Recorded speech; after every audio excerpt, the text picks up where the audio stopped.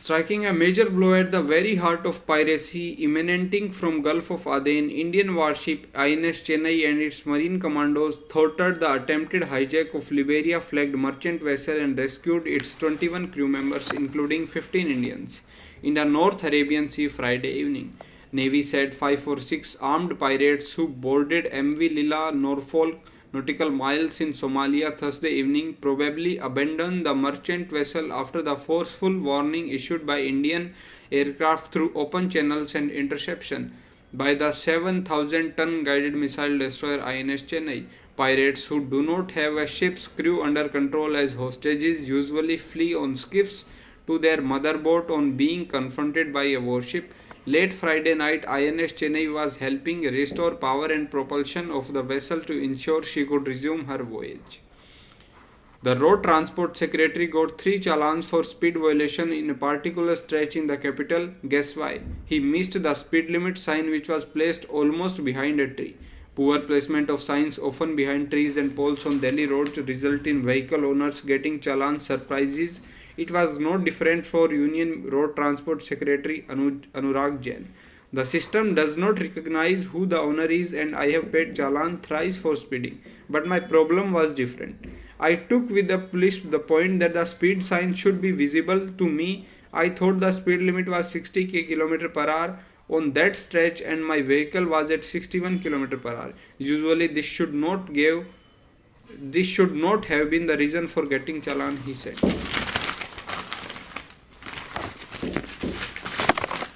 The Delhi High Court said on Friday that one cannot have a grievance with the use of defense officers and civil servants to highlight the schemes and achievements of an incumbent government if the name of a political party or a political insignia is not used. The remark came from a division bench comprising acting Chief Justice this hearing a PIL against using defense officers and civil servants for propagation of government schemes launched in the last 9 years as it amounts to political propaganda. The matter will now be heard on January 30. The petition was filed by former civil servant EAS Sarna and Association of Democratic Reforms President this challenging an order issued by the Controller General of Defense Accounts on October 9 regarding the deployment of defense officers at selfie points to showcase Ministry of Defense works. The petitioner sought a direction that no political party either at the center or in the state can use any public servant for any campaign or promotion of its schemes, which is intended for the benefit of the governing party. They also challenged the office memorandum issued by the Department of Personnel and Training in October to deploy joint secretaries, directors and deputy secretaries at the district Rath Prabharis to showcase the center's achievements of the last 9 years. Additional Solicitor General Chetan Sharma, appearing for the centre, submitted that features of the Vikas Bharat Sankalp Yatra as well as selfie points have been launched for the betterment of the people at the grassroots and to reach out the vulnerable. The ASG argued that selfie points encourage women's participation in defense, promote self-reliance and inspire and instill a sense of pride among the people. 3 ED officials were injured on Friday morning when a mob of around 200 villagers from Sandesh of Bengal's North 24 Parganas district attacked and chased out a team of a central agency as it was breaking the law to enter and search a local Trinamool leader's house as a part of the probe in alleged ration scam. 2 ED and CRPF vehicles were damaged in the attack at village 77 km from Kolkata. The team of 8 ED officials and accompanying CRPF personnel fled first on foot and then in autos and West Bengal police vehicles and on local villagers' bike to escape the mob armed with bricks and sticks. India's economy is estimated to grow by 7.3% in the current fiscal year ending March, powered by robust manufacturing, construction and mining sector expansion, a stellar performance against the backdrop of a slowing global economy and geopolitical upheaval. The first advance estimates released by National Statistical Office on Friday showed the economy is projected to perform better than RBI's projection of 7% for 23-24 and higher than the earlier estimates of 6.5% growth. The strong second quarter performance of 7.6% has promoted several agencies to upgrade India's growth projections, citing robust domestic demand. India continues to remain the fastest growing major economy in the world as China's growth slows due to a raft of problems, including real estate sector's woes.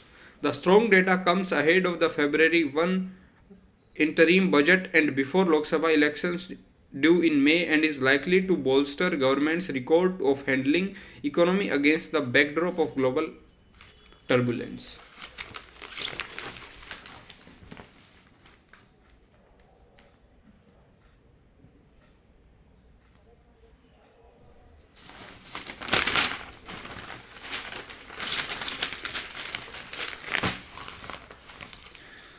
With legal battles between the Lieutenant Governor and Delhi government on various issues reaching Supreme Court for adjudication, the court on Friday asked the LG not to make all issues a matter of prestige and also made it clear that it will impose heavy cost on government if his allegations that is taking the court for a ride is correct.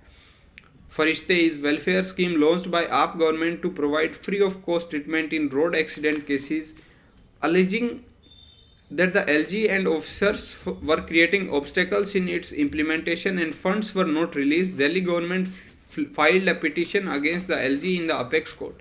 The court issued notice to the LG on this.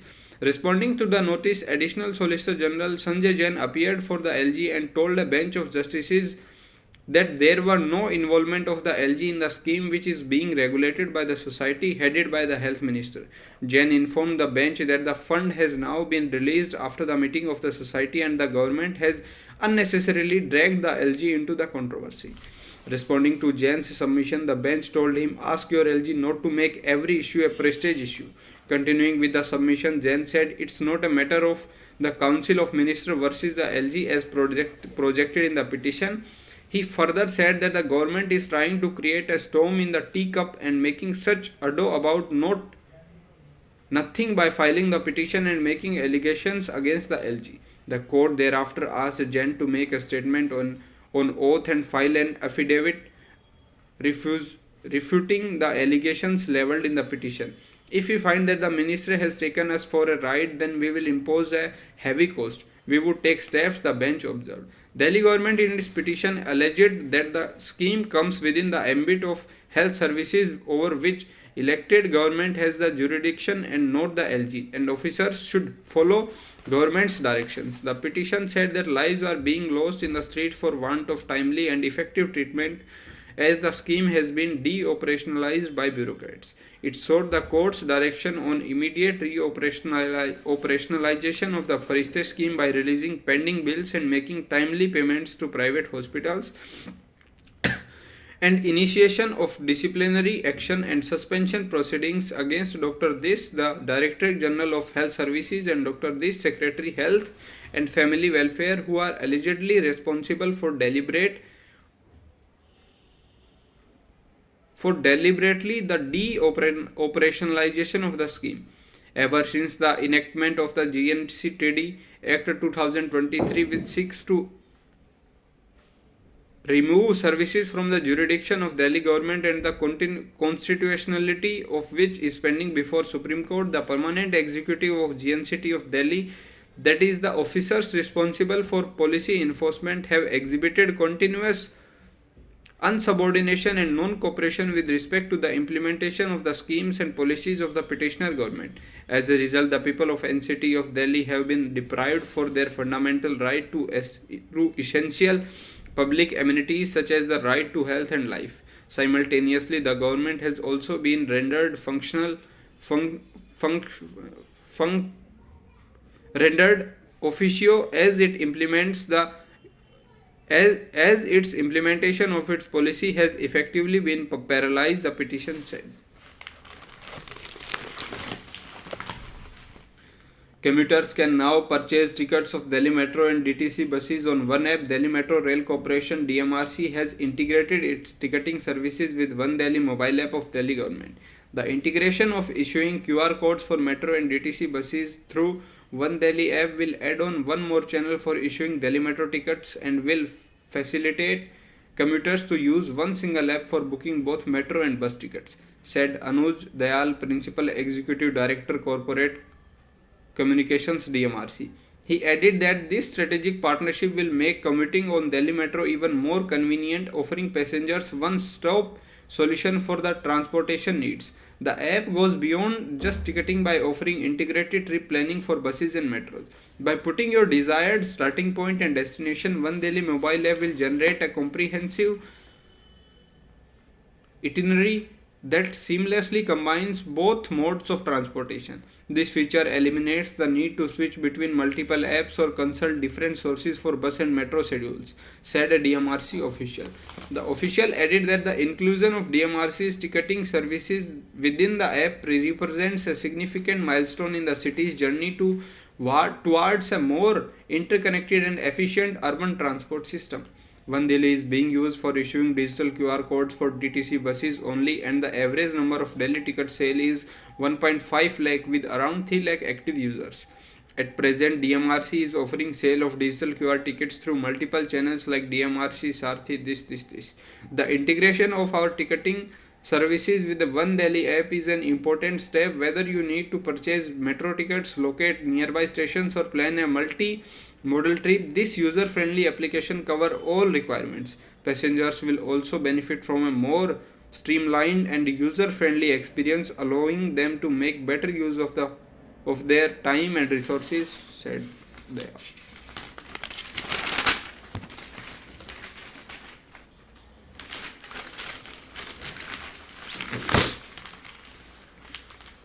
The anti-corruption branch of Delhi government is probing an alleged nexus between some companies and a few Delhi government hospitals for the use and supply of poor quality surgical equipment. An FIR had been registered and notices were being sent to the involved party, sources said on Friday. A special investigation team has also been constituted to investigate the case. The hospitals under the lens are Lal Bahadur Shastri, this. The FIR, a copy of which reveals that the items were sent to testing labs during surprise check by the vigilance wing of the health department. It also emerged that in place of cotton threads, Chinese plastic wires were allegedly being used, and these were set up to ISI standards. Officials said the role of some doctors and officials of the health department are under scanner.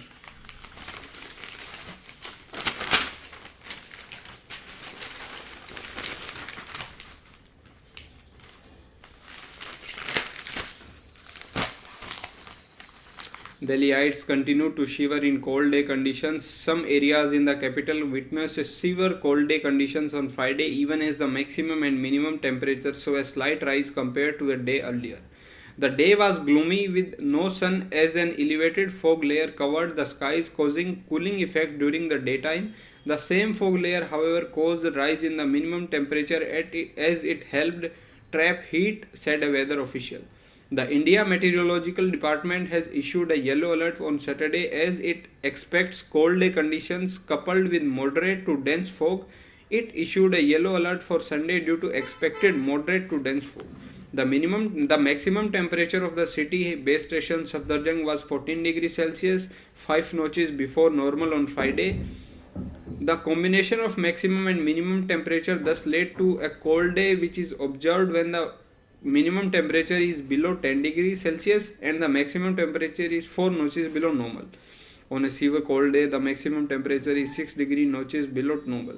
Lodi Road observed a severe cold day as the maximum temperature there was 14 degrees Celsius, 7 notches below normal.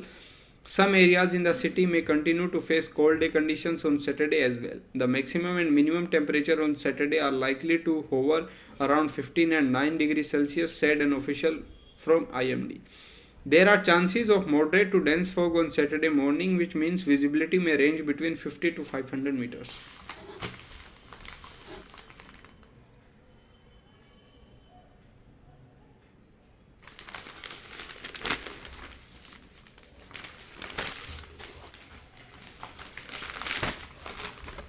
Aam Aadmi Party on Friday nominated Delhi Commission for Women Chief Swati Maliwal as its candidate for the January 19 Rajya Sabha elections, while while renominating Sanjay Singh and Andy Gupta for second terms in the upper house of parliament.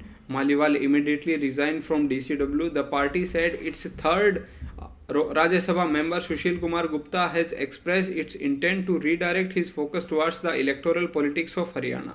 The decisions were taken by AAP's Political Affairs Committee chaired by National Convener and Delhi Chief Minister Arvind Kejriwal. A senior AAP leader said that the Sushil Gupta had conveyed his aspiration to actively engage in the vibrant electoral landscape of Haryana, and the party respected his decision to pursue the path. Gupta is AAP's Haryana State Unit President. At its National Executive and National Council meeting on December 31, AAP had announced that after the Lok Sabha polls, the next big context for the party would be Haryana election later this year. The party referred to Maliwal as an activist who was appointed DCW's chairperson in 2015 and has been instrumental in spearheading initiatives to address issues such as acid attacks, sexual harassment, and women's safety in Delhi. Her career in activism began at a young age, and she has been an active advocate for women's rights and social issues. Maliwal has been associated with various campaigns and movements aimed at combating violence against women, advocating for stricter laws, and promoting gender equality, a party statement said.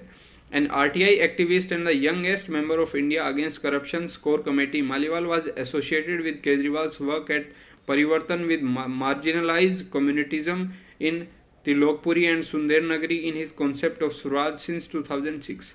AAP has 10 members in Rajya Sabha, 7 from Punjab and 3 from Delhi.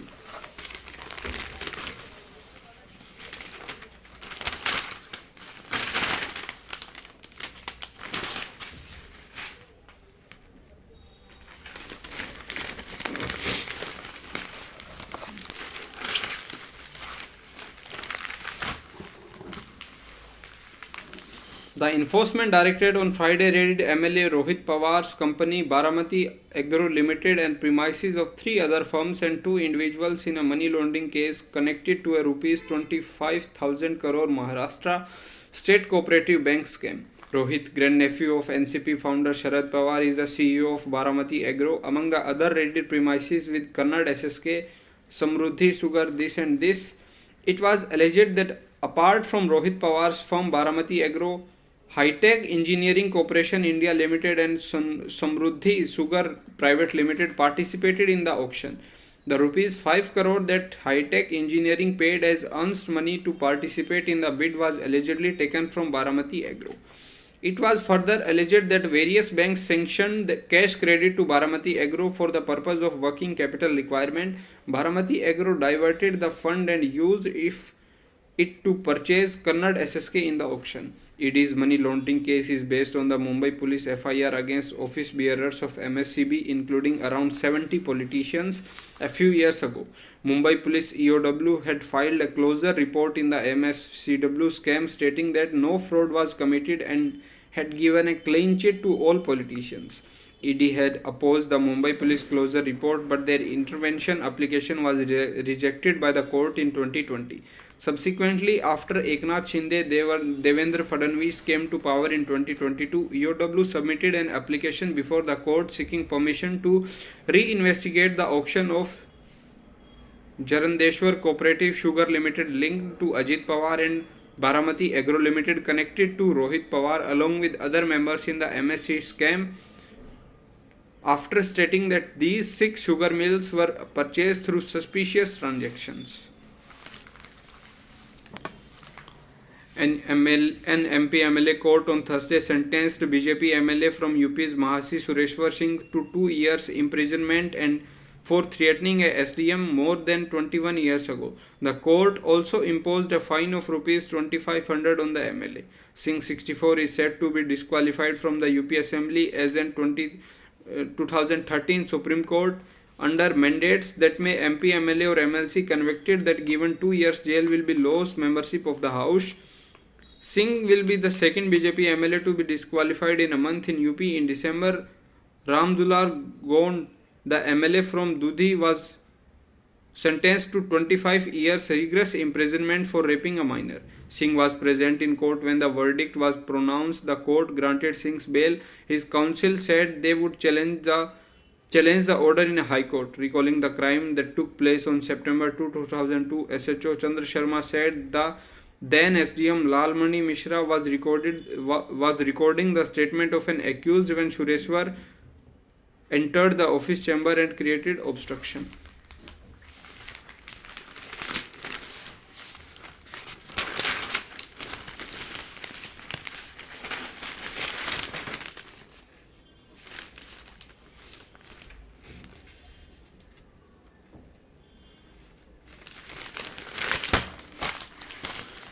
Rajasthan CM Bhajanlal Sharma on Friday assigned portfolios for the two Deputy CM and 22 ministers, skipping 8 departments including Home, Department of Personal Excise, General Administration and Anti-Corruption Bureau to himself.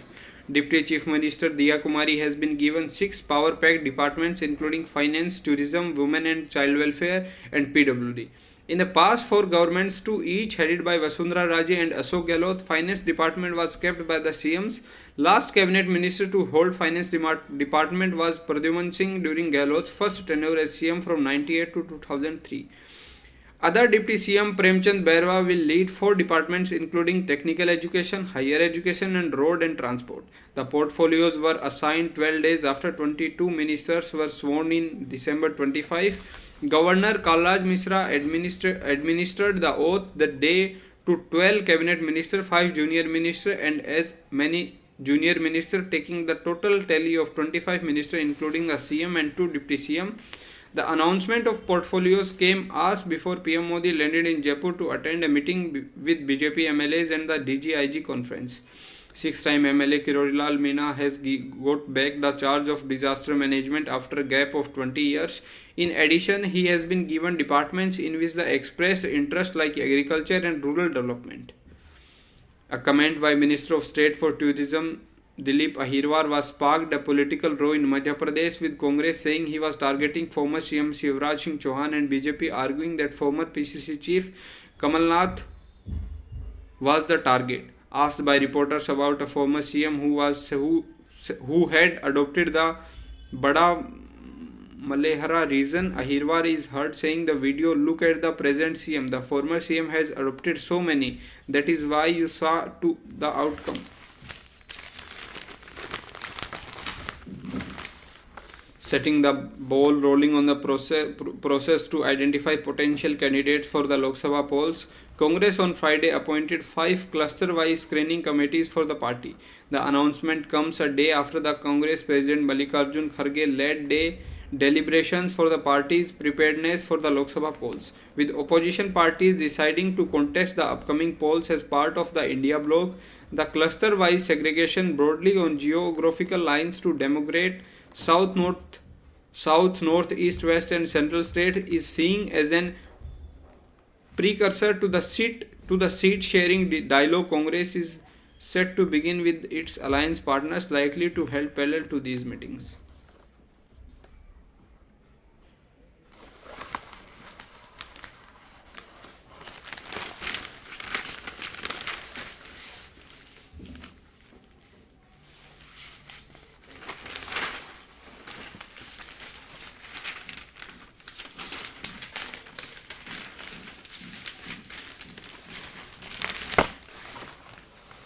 Home Minister Amit Shah on Friday stressed on need to train all rungs of the police from the station house officer to the Director General of Police in all aspects of the new criminal justice laws, while also ensuring a technology upgrade for the Thana level to the police headquarters for the successful implementation of Bharatiya Nyaya Sanhita, Bharatiya Nagarik Suraksha Sanhita and the Bharatiya Sakshya Adhiniyam. Addressing the 58th Conference of DGPs and Inspector General of Police of all state, UTs and Central Armed Police Forces in Jaipur, Shah reiterated the inevitability of adapting modern technology and solutions to fight crime by linking all police or crime databases and embracing an artificial intelligence driving analytical approach for tackling the emerging security challenges. This is the first DGP-IGP meet being held after the 3 criminal justice laws were enacted and notified. The date when they will come into force is set to be notified soon. Shah on Friday told the police heads that the enactment of the new criminal laws to replace the British era codes as well as formulation of the new education policy were the two important developments of Amrit Kal, which marks the 25-year run-up of the 100th anniversary of independence. He said the new criminal justice law are focused on delivery of justice instead of punishment and that their full implementation would transform the country's justice system into the most modern and scientific in the world.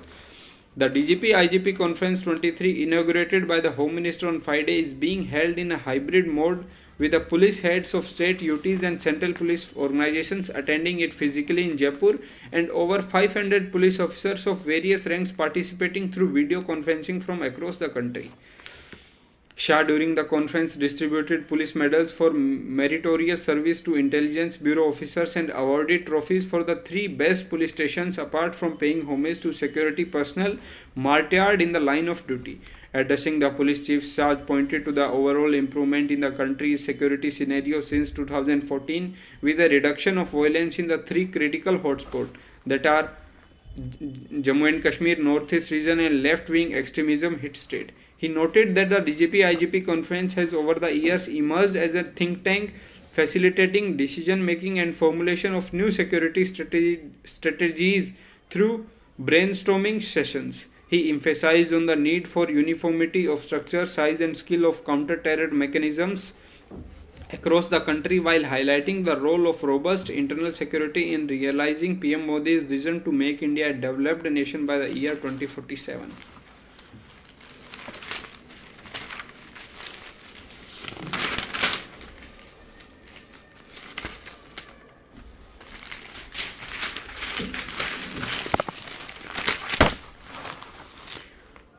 India will become self-sufficient in thermal coal in the next financial year as domestic production is set to top a billion ton and will rise further to meet future demands, Coal and Mine Minister Prahlad Joshi said on Friday. Substitutable coal imports will stop by 24-25. This is the Narendra Modi's government's guarantee. Domestic coal production will cross 1 billion ton for the first time in financial year ending March. However, import of very small quantity of coking coal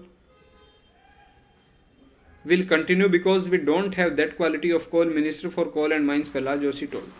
On the Power Ministry's order asking generation units to import coal for blending with domestic fuel, Joshi said he was aware of the circular. I feel it was done as a precautionary measure, though it is there we are fulfilling our annual contract, sometime delivering more, he said.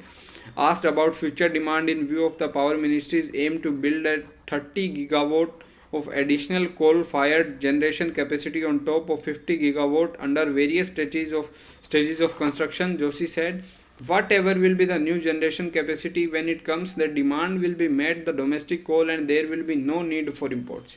He said supplies from mines auctioned for commercial production which started in 2020 will also boost availability. The first commercial mine started in 20.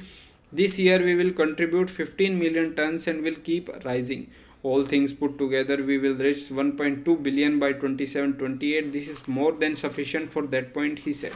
The Coal Ministry has a target of producing 1.4 billion ton of coal by 2027 and 1.5 billion ton by 2030, keeping in view additional demand of 400 million ton.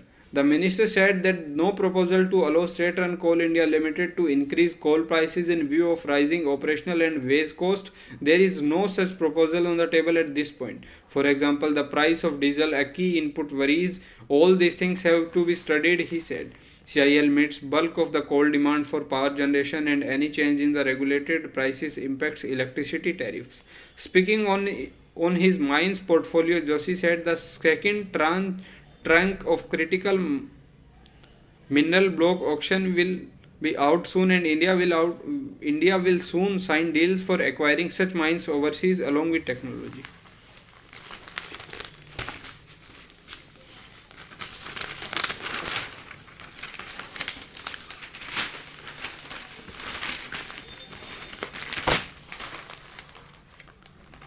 A new post-war plan floated by Israel's defense minister has laid bare the divisions in PM Benjamin Netanyahu government over the day after fighting in Gaza ends.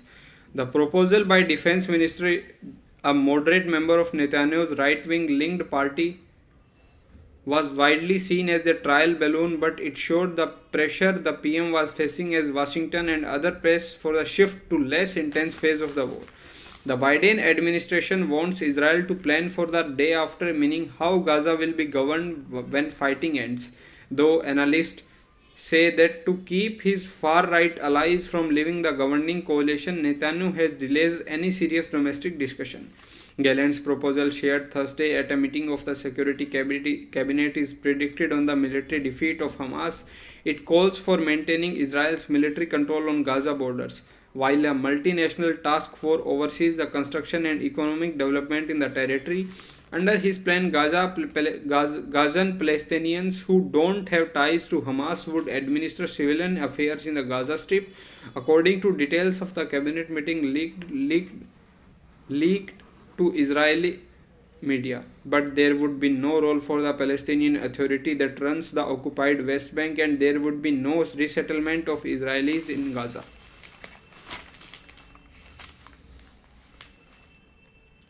A Hindu temple in California has been defaced with pro-Khalistanian graffiti 2 weeks after a prominent temple was vandalized in the same United States state.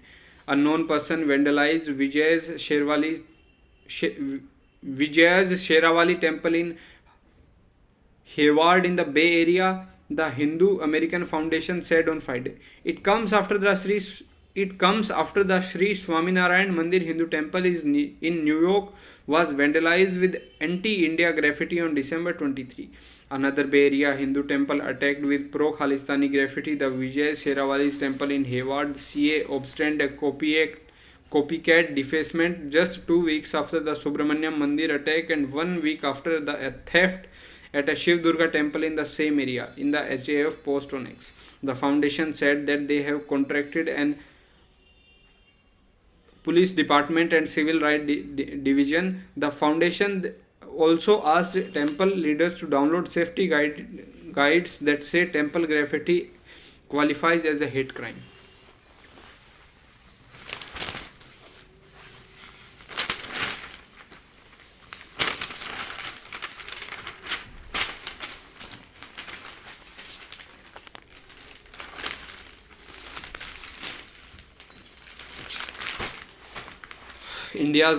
India did not have extra fire in the lost opening test against South Africa, but a mental shift turned things around, said KL Rahul after the visitors won the second game to level the two-match rubber here.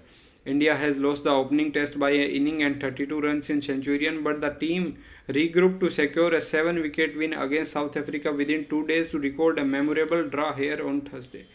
I think we were not really 100% during our last match in terms of batting or bowling. We were prepared, but that extra edge or extra fire was missing. Credit to South Africa as well that they did not allow us to reach to the confidence, the 31-year-old told Star Sports. Rahul lauded the team for recovering quickly from the setback. There was a little bit of change of the planning and attitude only. I mean, we cannot say that we were not ready during the last test match. We were ready, but there are situations where the opposition really blast you out of the test match, or we are not used to it, Rahul said.